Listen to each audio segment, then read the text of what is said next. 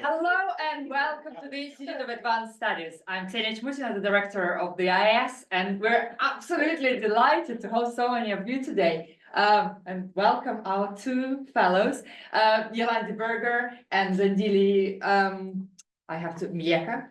It's correct, yeah, sorry. That's beautiful pronunciation. Excellent. Finally, welcome.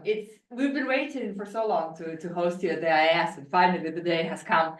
The Institute of Advanced Studies is the home, is the place at Loughborough where we talk about transdisciplinary things. We have the most exciting, the most kind of impactful conversations that don't happen anywhere else on campus. And I think today will be one of those conversations. Today we're also starting the marking or the celebrations of Nelson Mandela Day, which is of course happening later this week on Thursday. There will be events in Leicester, and Rob, you probably can mention it later on. So if you're free and you happen to be in Leicester, please join us there. And now I pass over to Rob Harlan to introduce our speakers and to tell us a little bit more how we kind of all ended up here, really. Okay, I was trying to think of a witticism to get this short introduction on. And as I was trying to think of something clever, I saw a poster that said, I like it, what is it? And I thought that was kind of suitable in the sense of, you'll have all read about Yolandi and Zandile's work and what they've been doing. To give a little bit of context of the past and the present. The last couple of weeks has been really great to be here and working with Zandile. We've had several meetings, but a couple in particular that stand out in my mind is one with computer science, that you can be today from there, and also the library. And they've been so full of ideas and potential and sort of possibilities without knowing fully what it's going to be. So it's definitely a case of liking it and not knowing exactly what it's going to be. If I go back a little bit further and welcome Yolandi to her time here at Loughborough, she of course was an employee here several years ago. And I think the same kind of sense of her arriving here had that kind of opportunistic world of possibilities attached to it. At the time, we were trying to promote our own research in graphic design. We were on the sort of early stages of looking at graphic heritage. Yolandi was one of the very first people, I think, to come and be interviewed in a sort of renewed sense of vigor, because we'd struggled in the past to attract suitably qualified candidates. When we started to say that we were doing this research, we had, I think, 7 PhD candidates that we interviewed. So Yolandi was very successful in a very competitive field, and then arrived on day one and said, so what's this all about then? What is this graphic design heritage research that you're doing? And it had that kind of same sentiment of, you know, I like it, but what is it? So I hope if you take anything away today and what you've heard from Yolandi and Zandile, it will be a sense of, I like it, and maybe embarking on a sort of journey with us to find out what it is exactly. So I'll say nothing more than that. Over to you. Okay. Morning, everybody. It's really nice to see all the familiar faces again and many new faces as well. It's a privilege to be back, and thank you so much to the AIS. It's really an amazing experience to be hosted, and such a wonderful opportunity to come back and tell you guys what I have been busy with for the past 3 years. So, there we go. So I didn't know how to open it, so I just put in a photograph. This is one of our favorite photographs, and also actually the hashtag for this year's Nelson Mandela Day. It's in your hands. So research is a journey, and this is something I always say. It's sometimes a roller coaster ride, it's bumpy, it has its ups, it has its downs. And this specific project, as Rob was saying, it started with something we weren't really sure what it is and what we are going to call it. And it started with the repositioning graphic heritage project that was between Loughborough and China. And then from that, we got a little bit of funding to actually start to investigate the role of Nelson Mandela in this field that we call graphic heritage. So Mandela placemaking through graphic heritage. And now currently, we're running the Named After Nelson project. And I'm basically going to speak to you about the journey that this project has taken. But not so much about the project. I want to actually tell you how it started and also the people involved, because I think often when we are in the research space, we forget that we're working with people. You're still working with people. And I always say to Rob, let's work with people. I like to work in a team with nice people, because if you work in a team that works, the research is just so much more impactful and just a nice space to be in. So this project started as observation in January 2021 when I was in the UK. And I was actually on a bus and I noticed the park in Leicester. And that park is called Nelson Mandela Park. And my question was, why? Why is this park called Nelson Mandela Park? So what might we expect to learn about a person from visiting a place that's named after them? And that's exactly the question that arose, because in Nelson Mandela Park in Leicester, I don't know whom of you have ever actually just walked through that park. There's signboards with some quotations and a stone with a plaque, but that's it. So Nelson Mandela offers a great case study to this question, because there's so many places named to his memory globally. So this is just a picture of Nelson Mandela Park. And then this is just a scope of human geography in South Africa that's named after Nelson Mandela, just to give you an idea of how many places there are worldwide. So, I mean, in the UK, there's many places. I think there's a website that actually traces how many places, and then the Foundation's archive has a dedicated space in it called Places. So human geography named after Nelson Mandela. And we see so many commemorations of him wherever we go in South Africa. So we looked at this field from and the complementary disciplines that it can entail. So yes, graphic design, typonymy, graphic heritage, heritage tourism, urban design. Something that's not in there is place identity, place branding, place marketing. Other areas that's also interesting that can come in is transportation planning, urban design and planning, UX design, experience design, exhibition design, archival practice. So we're sitting with a really broad scope of interdisciplinary collaborations that can happen in this space. So this is just one of those figures. So we originally looked from the perceptual dimension and the visual dimension, but there's so many dimensions from which we can actually look at placemaking through somebody's name.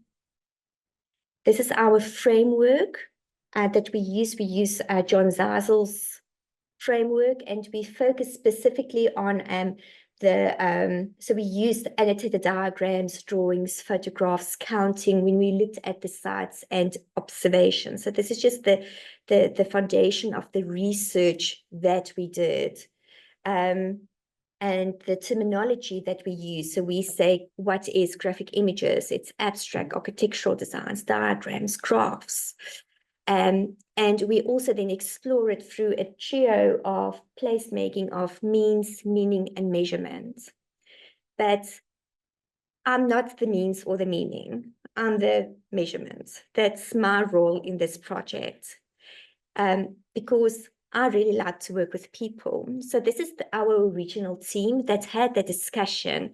And I see Simon is smiling, because these are the people that was working in the department and that actually started this conversation that everything was going to.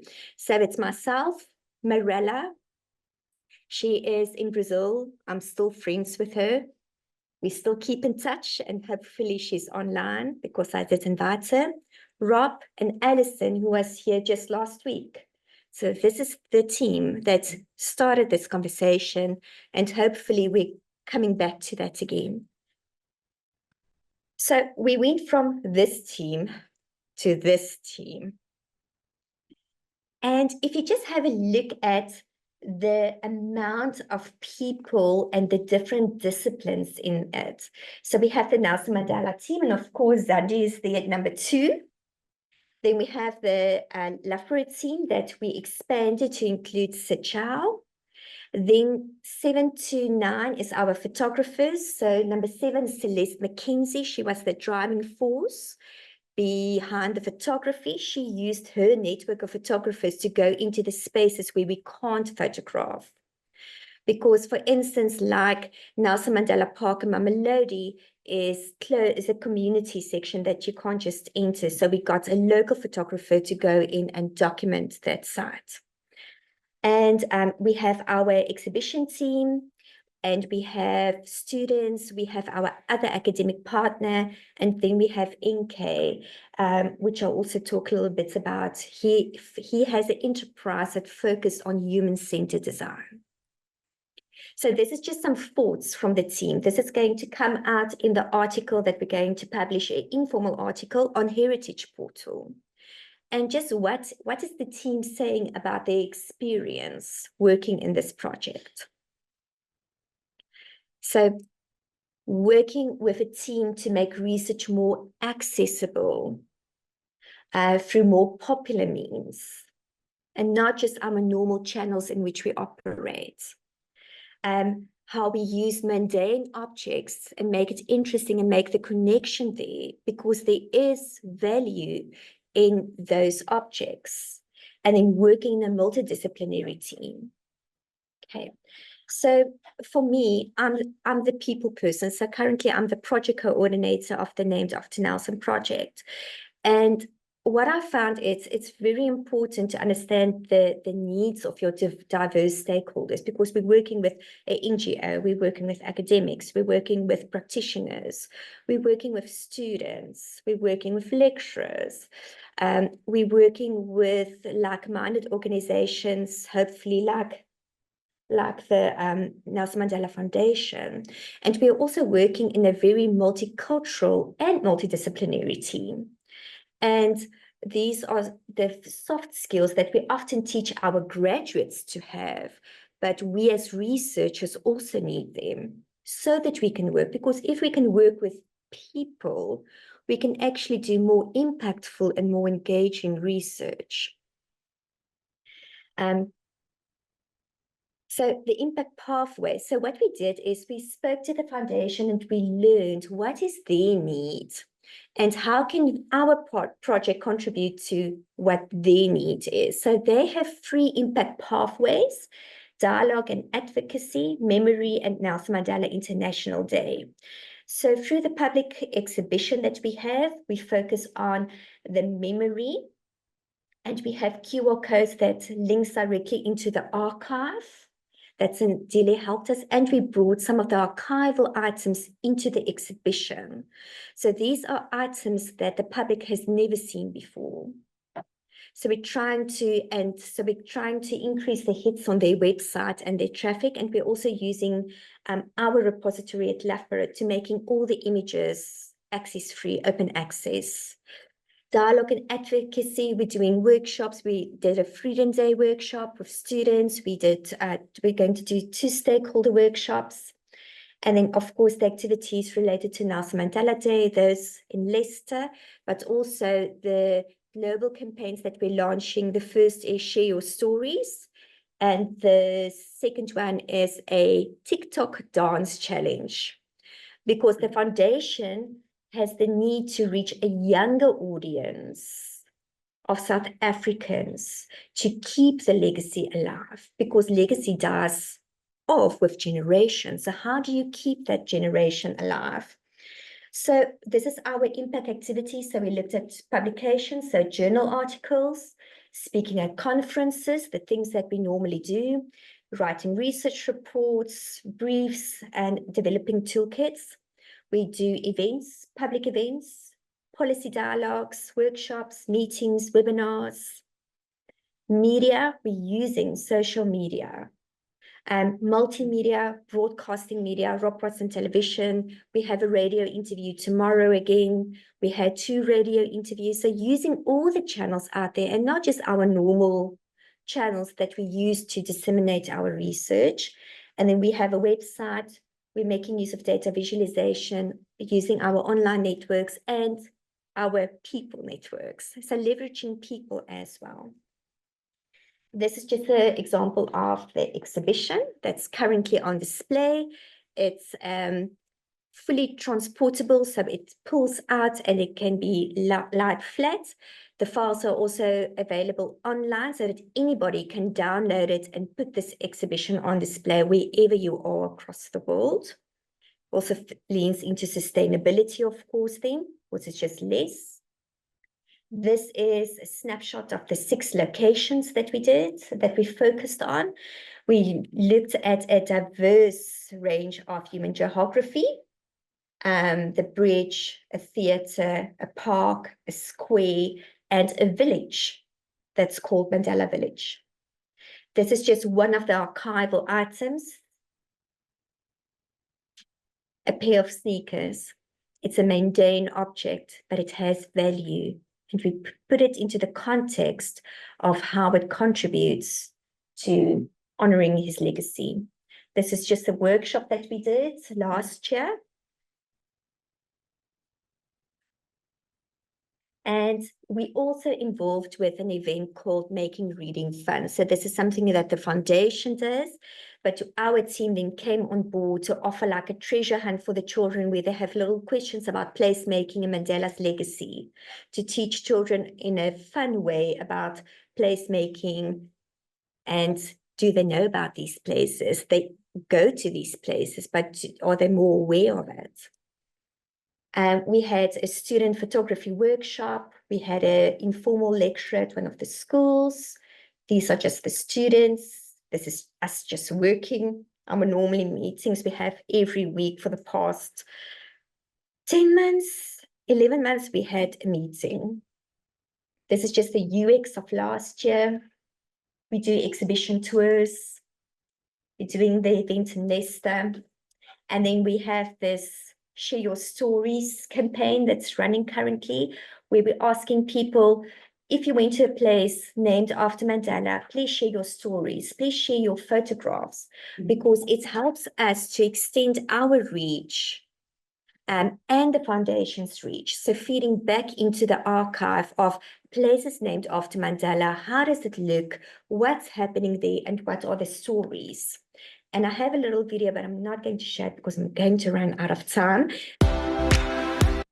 Display at the foundation. So we just change it and it's all over social media.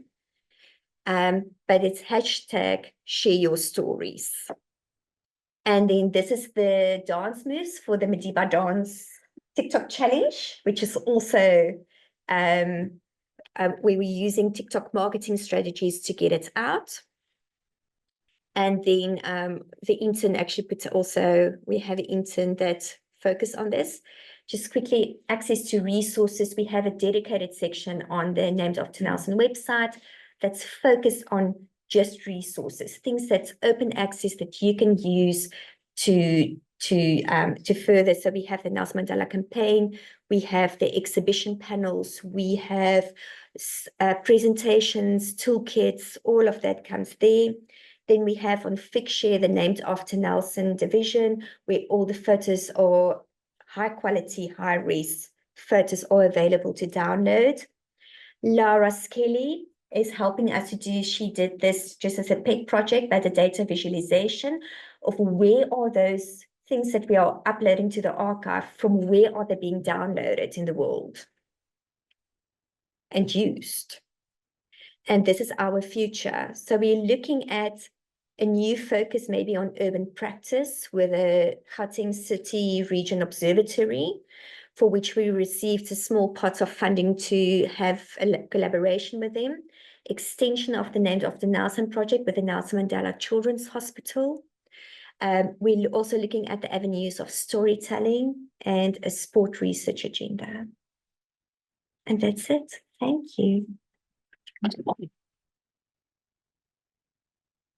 I'm going to give over to Zandile, and then we can maybe do questions together at the end. And those locations of publication, it is online. If you're interested, feel free to take these away. Anything you want to. Yeah. Thank you so much, everyone. My name is Zandile Myeka, and I'm so happy to be here. Thank you, everyone, for coming. So I am a residential fellow here at Loughborough University, and I'm gonna share with you the context behind the Nelson Mandela Foundation. So the foundation started in 1999. It was founded by Nelson Mandela himself as his post-presidential office.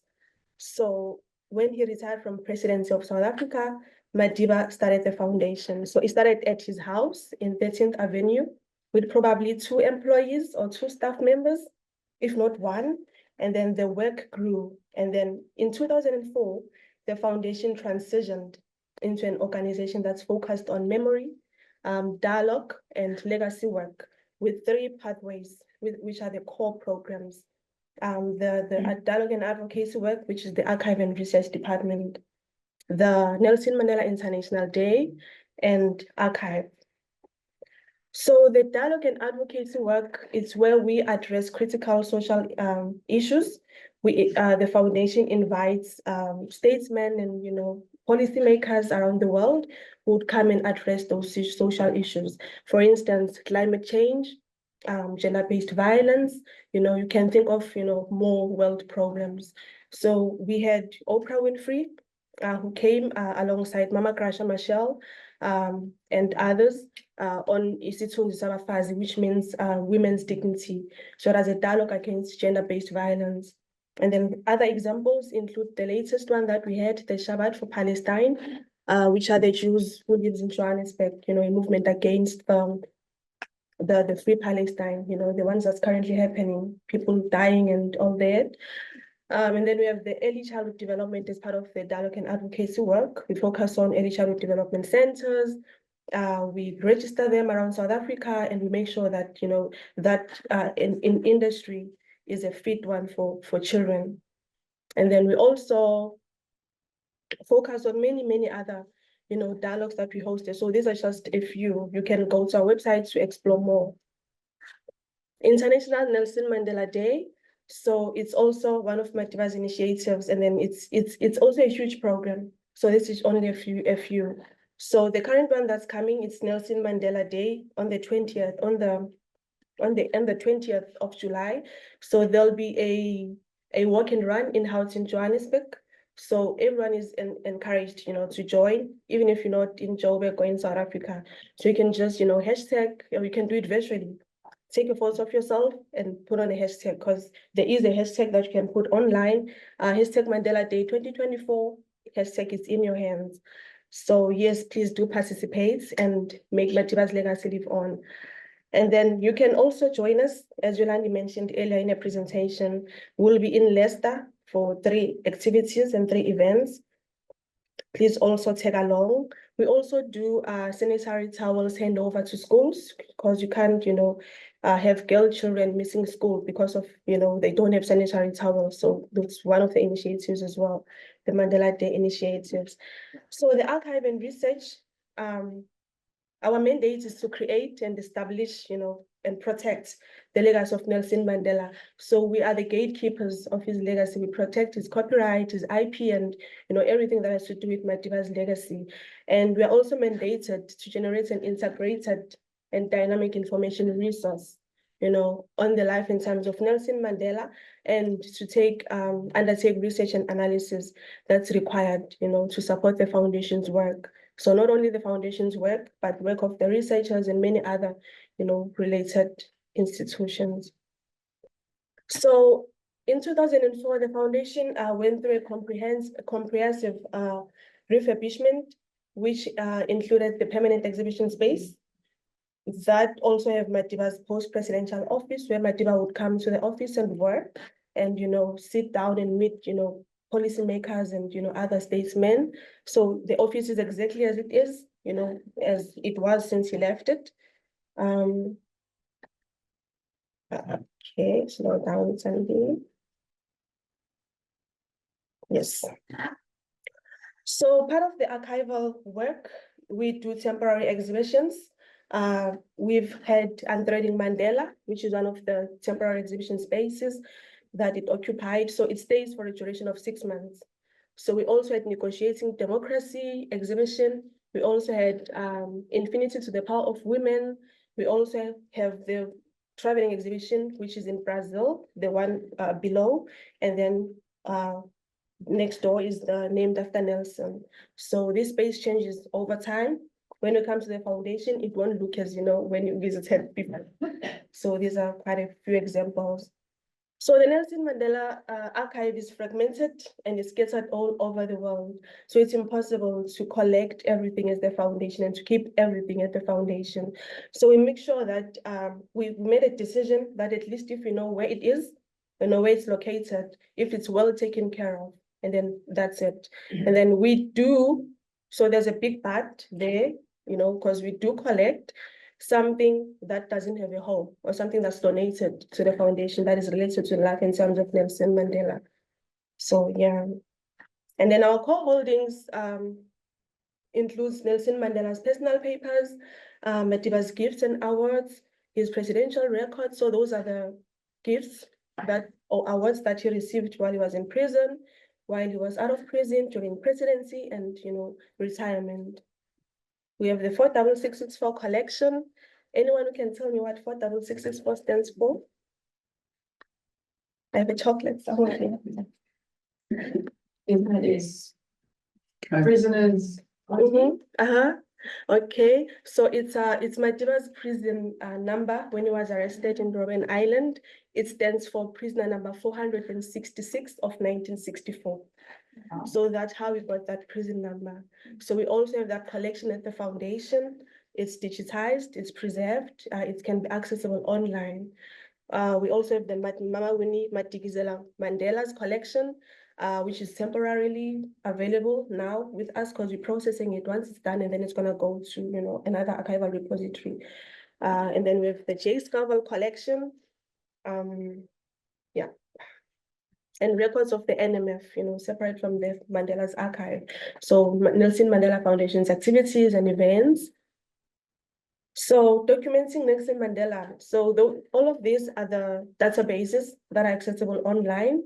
So you have the photographs collection, you have the bibliography, the books published under Nelson Mandela or related to Madiba, filmography, documentaries, films and all that, the anti-apartheid movement archive, audiovisual archive and speeches and codes. So if you want to use a code, for a book, you must come to us. You must double check if it's Madiba's code, because we do have this very famous code, that it always seems impossible until it's done. I also love it and I use it quite a lot, but it's not, we can't say it's Madiba's because we can't track it, where Madiba said it.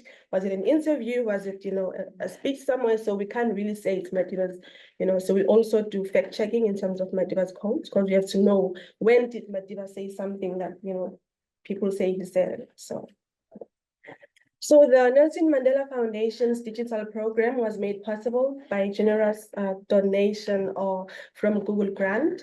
So for more information, you can go on YouTube. It's available there if you want to learn more how, we managed to get a grant and the processes and stuff. Sure, I'm running out of time, so sad. Key considerations after getting the grant. So we're more concerned about the intellectual control, because once you digitize, it's not easy, to safeguard, and the digital copy is easy for it to be manipulated, to be misused, and to be shared. So we had those intellectual control considerations, archival key functions that must be in place. So we made sure that at least now we have the funding to actually, do the sorting and arranging and description. So we're also considering all of those. I'm not gonna go through that now. And then we face challenges. Various solutions for different types of formats.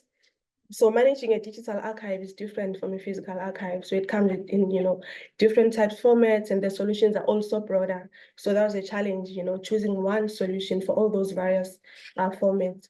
Recording from analog to digital, digital archives and storage. Those were also the challenges. So we came into a solution, that, okay, why not make the Nelson Mandela Archive a multi-layered portal, for all the different types of format, it's gonna be hierarchical, but it's gonna include all the different formats. And then we bought storage. We opted to go for open source instead of the proprietary information system to avoid licensing, and because we wanted to be in full control of the archive. So this is the Atom digital cataloging system. And then we also use Myeka for long-term digital preservation. So once the process is done, the ingest is done, so it should look like this. So these are the digital images embedded into the archival description. I'm not going to go into detailed demonstrating, but this is just the end result of how it looks like. Public programming. So this is one of my diverse codes. The joy of reading is one that I have treasured all my life, and it is one I wish for all South Africans. So this is the Making Reading Fun program. Yolandi mentioned that we did some work with the team. This is Madiba and one of his great grand sons. The open Saturdays, the foundation is open on Saturdays, free of entry. Please, people are welcome online. Please do come and, spread the word. It's open for visitors. So people are like, how many are you in the archive? You've done all of this, the exhibitions, who's there? What's the team? So this is Zandile, the first one. She looks familiar. I think I know her. Okay. So we have an audiovisual and digitization archivist. Number 2, we have number 3, the archivist who does the processing of the papers, physical papers, and then we have the researcher who also coordinates exhibitions. We have our head of department, Razia Saleh, who's my boss, and then at the far end we have an intern. She was with us in 2023.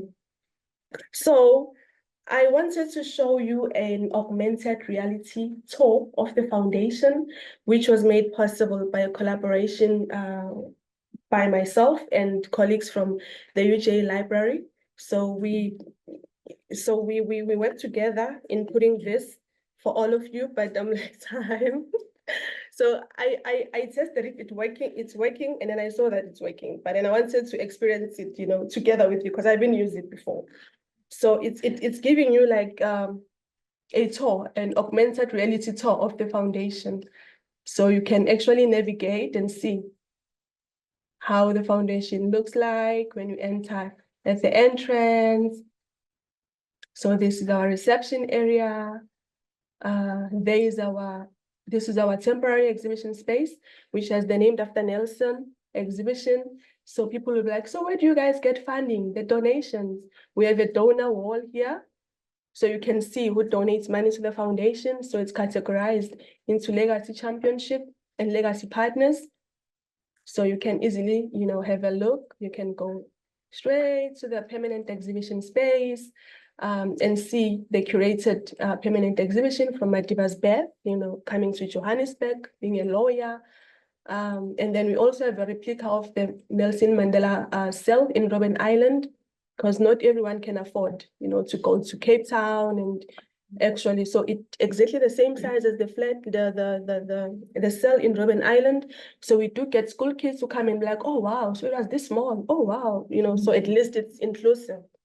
So the exhibition also have brailles, and it also have the audio. You can just click here and listen, if you don't want to read so it's very inclusive. So this telephone here, it has Nelson Mandela's, it has messages from children around the world when Madiba passed away. So they would call and leave condolences messages. So you just pick it up and you listen to it, and then you can, listen to them in different languages. So we have a movie room. It's here. So you can just sit and enjoy a video of the life and times of Nelson Mandela. And then we can go to Nelson Mandela's office. So here there's a reading room for our visitors. The researchers who come, and sit and go through our archival materials. So this is a test your knowledge quiz. It's off, but then it's very nice when you're at the foundation, because you can really test your knowledge, how well you know Mandela. It's a quiz, it's a very nice one. So this is Madiba's office.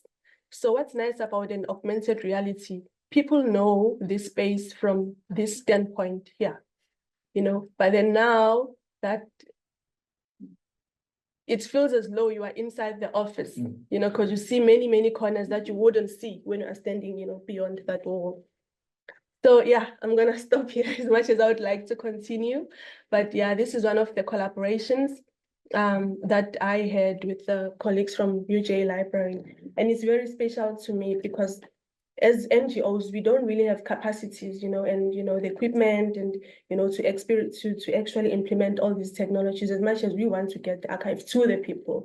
So yeah, and it was motivated and inspired by this project.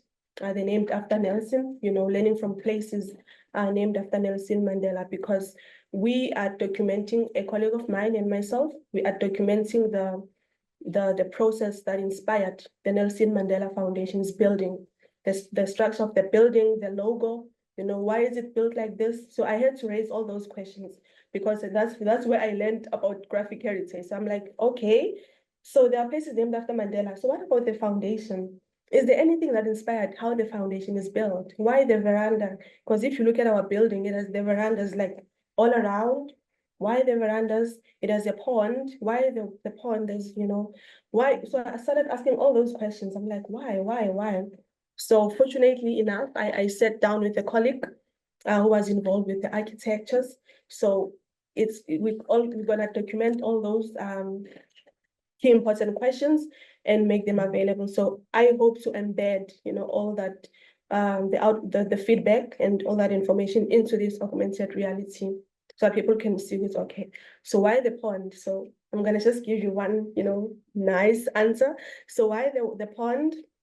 So the pond is there because it represents the river that used to flow outside Nelson Mandela's hut in the rural areas in the Eastern Cape. So it represents that. So why the foundation has two wings, you know, the archive, and so it's built like that. Why that? So it's also explained in that document that I'm currently working on. So please look forward to it. I hope to name it Learning from Places Named After Mandela, the graphic heritage. Yeah, so I'm also enjoying it. Can you please continue? So I was gonna show you all of that, but it's okay, it's coming. You'll see once it's embedded. So yes, exploring the Nelson Mandela Sense of Memory Archive as a collaborative link with institutional repositories, design inquiry, and social transformation, which is, you know, why I'm here. Actually, how did we get here? So it started as, you know, an archival query that Yolandi sent. As you can see the dates here. It was the 15th of March in 2021. I'm just minding my archival problems and stresses. And then I see an email. Yeah, so I'm like, okay, let me read it. What is it? From a distance, I'm like, this is a tributes database. Because, you know, the busiest database at the foundation is the photographs, you know, because there are commemorations, you know, there are books, publications, but this one, I'm like, okay, tributes. Okay, let's see. I think I like it. But what is it? I like it, but what is it? And I started reading it. I'm like, okay, yeah, graphic. There's a lot of graphic. There's a lot of I know graphic alone and heritage alone, but combined, graphic heritage. Interesting. So I replied to Yolandi, thank you, blah, blah, blah, blah, blah, blah. You know, I'm excited. Haven't told anyone in the team, but I'm already having ideas. Okay, so yeah, that's how we got here, you know. Fast forward, the birth of the Named After Nelson exhibition. I didn't know anything about graphic heritage. That's why I even learned that there's a link, a huge link between our professions. Archival practices, graphic heritage, and then, you know, urbanization and so forth. Yeah. So now I liked the project, but then I was so excited. And then I also forgot that there are other parties that must be involved. The IPN governance team, you know, my HOD had to approve. So yeah, the foundation has this criteria. You write to the foundation, we do an internal review of your inquiry, and then we look for three things. Commercial intentions. Do you want to get rich? Do you want to sell drugs in the name of Madiba? Is it in line with Madiba's values? What are your intentions actually. Madiba's values, it must be in line with Madiba's values. Is it for education? Is it for sports? A just society. So we look for all those things. If permission is granted, code of conduct must be followed. So fortunately, that's why you are here, because we ticked all those boxes. So now I am here and I have, explored how I call it the UGOA, Urban Graphic Object Archive, repository, and our archive at the Nelson Mandela Center of Memory, how they have, how these two institutional repositories have leveraged digital technologies, for ease of access, for best archival practices. So number one, digital preservation and digitization. It has been evident that if it wasn't for these two, we wouldn't be here. So we have the digital archive, we have the links from the QR codes from the Named After Nelson, which takes us, to the digital archive of the foundation, which also takes us to the spaces that are named after Nelson Mandela. So we have the design inquiry. So I had to make at least bullet points so that I don't actually leave anything out. Storytelling, it's what I've evidenced and noticed, between these two institutional repositories. So I hope to embed the artificial intelligence feature in the Named After Nelson exhibition once it gets here, because it's gonna travel after the Nelson Mandela Foundation's time frame. I hope once it gets here that we will work together with the computer science, department in embedding the artificial intelligence, the chat box, into the exhibition. Collaborative projects. I think a collaborative projects are a strong tool, to achieve archival best practices, access, and take the archive to the people. So during this, this entire journey and my stay here, I've seen archival professionals, design researchers, creative industries, and archival resources, and how we gather together to enhance a deeper understanding of placemaking in the name of Nelson Mandela. So collaborative projects, I hope that this continues and it doesn't end here. Seeing Nelson Mandela Foundation and Loughborough University, collaborating even further. Seeing the UJ Library, on board, because we do need support from academic institutions. I also hope to see how the collaboration with the Department of Computer Sciences, Dr. Firat and the team, in terms of AI, where that's gonna take us. I'm so excited. My boss doesn't know about it. I don't know if she's online. Please. So yes, this is the process that I mentioned that I am working on with a colleague, documenting the processes, of the architectural behind the Nelson Mandela building and the structure and all that. I hope it also goes well. User-centered design, which is a huge important component, because without considering this, then whatever that we do, when we're doing it for ourselves and not for the users. So it's very important. With the computer science team regarding AI, we spoke about how including AI into the archival practice, like the Named After Nelson Mandela project. We have the exhibition, the Making Reading Fun at the Foundation, and kids were totally confused what graphic heritage means. Like I was, when I heard about it, they're confused. What is memory? What is dialogue? What is, yes, you're telling us about things that are named after Mandela, but what is that?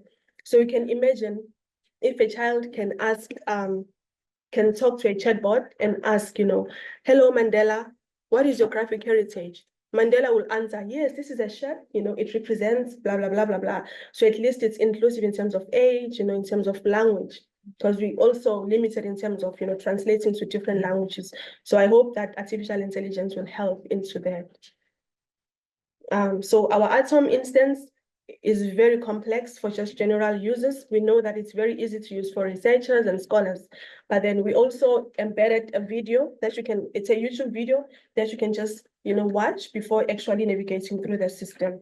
So it tells you how to find things, before you actually use it. So that's how far we are trying to make it easily, accessible and usable.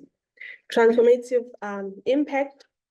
So this is what we hope for, to eradicate false narratives throughout this process. That's why we preserve our heritage at the end of the day, because there are a lot of false narratives. We had a lot of young people in South Africa saying Madiba is a sellout, the real Madiba died in prison. This is not Madiba. We have never heard him, speaking in his home language. So that's where we go back to the archive and then extract, all those archival materials, and then, so that's how we actually add value and transformative impact. Social inclusion during the Named After Nelson field work, colleagues who went to the field, we saw that being a very valuable part of the entire process, because hearing people who live in those spaces, voicing out how they feel about the spaces being how they are or why they are named after people, like the Nelson Mandela Bridge, very dangerous. You can never ever think about walking there alone, especially at night. It's a nice bridge online, in the photos, but I know I've been, walking through the bridge, but it's very, so hearing, those voices of communities speaking about being, in the actual spaces. So there's a toolkit, graphic heritage toolkit that Loughborough University researchers and the Named After Nelson Mandela exhibition team and the Nelson Mandela Foundation working on a graphic heritage toolkit, and we as the foundation hope to be pioneers, of the toolkit, because we are the foundation and we are the voice of Nelson Mandela. Imagine other institutions or like-minded institutions who don't have the capacity, the IP and intellectual property and governance department who safeguard, that legacy. So we hope the toolkit will actually, help other like-minded institutions who have limited resources.